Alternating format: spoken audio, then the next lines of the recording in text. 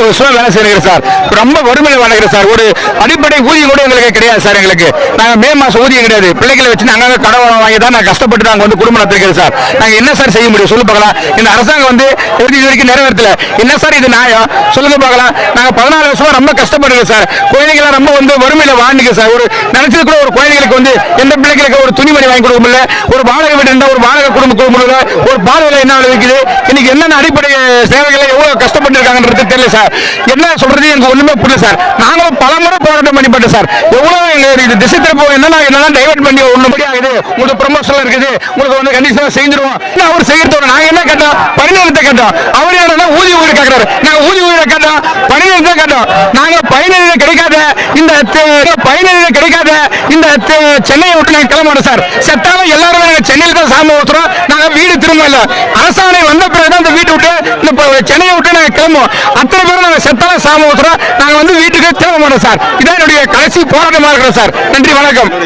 வழி புரியுது.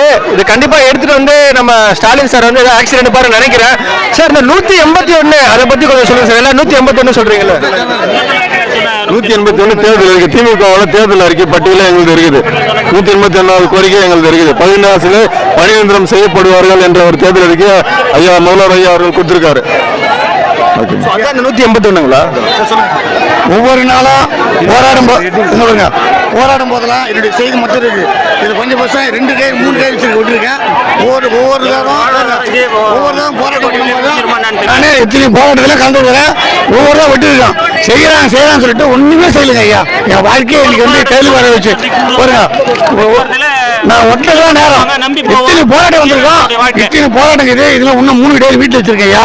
நானும் எவ்வளவு வயதில் கஷ்டப்பட்டுருக்கோம் புரியுங்களா. இதே போல எங்களை வந்து ஒரு படுகொலியாக ஆக்கி எங்களை ஒரு பண்டா குடும்பத்தில் யாரும் செய்ய முடியும் சொல்லுவோம். அவங்களோட வாழ்க்கையில் நாங்கள் போய் சொல்லுங்க. இத்தனையும் நாங்கள் இது பண்ணத்தான் சொல்லுவோம். யாராக பாருங்க எவ்வளவும் பண்ணத்தான் ஒன்றுமே இருங்க. எவ்வளோ இது எவ்வளோ பேர் பாருங்க ஐயா. இது பொய்யான வாக்கு தான். இது எங்க பாருங்க அந்த மாவட்டத்தில் பாருங்க. ஒவ்வொரு தடவும் போராட்டம் பண்ணி இன்னைக்கு வருமா நாளைக்கு வருமா பேப்பரில் வாங்கி ஒட்டிட்டு தான் காரணம் மிச்சமாக